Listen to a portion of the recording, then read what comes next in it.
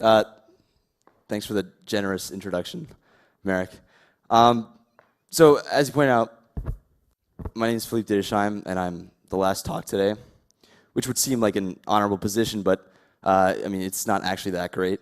It means that I have to end this conference on a good note, and it means that I have to follow the standard that's been set, which is actually admittedly high, I'm proud to say.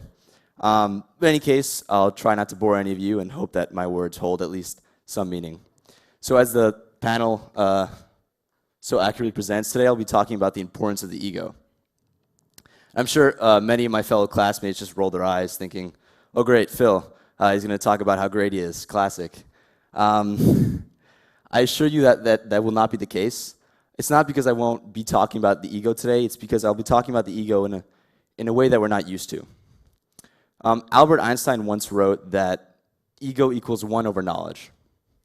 For those who've forgotten their fulfilling years in math high school, the equation basically means that the more knowledge you have, the less of an ego you have.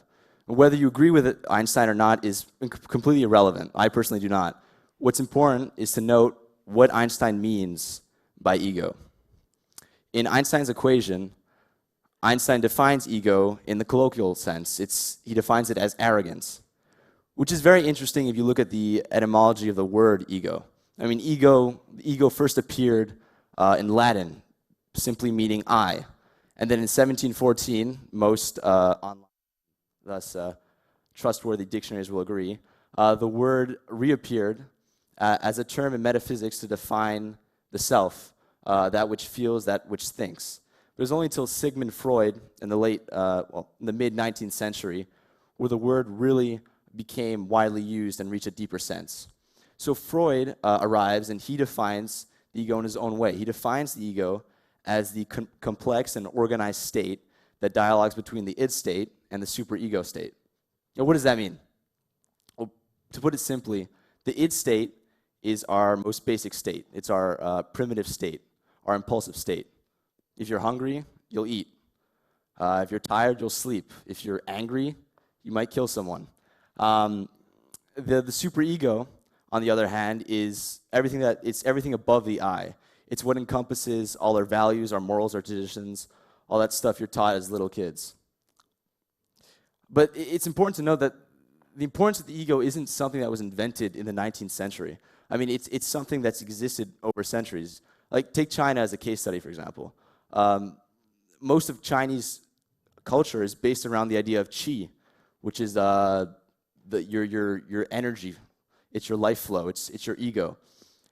Today, many Chinese medicines still rely on the qi. They have this whole concept where to cure a patient, you have to reach a balance on someone's qi, which is somewhat very similar to Freud's notions. And the importance of the ego even exists in places where you think it wouldn't, where it's impossible. Take existentialism as an example. It's a philosophy that says that in the great scheme of things, human lives don't matter. And rather than crushing the ego, it actually empowers it. I mean, if you think about it, if no one matters, then the only thing that does is you and your will. And yet, if the ego is so important, if it's so necessary, why do we attach so much stigma to it in our society?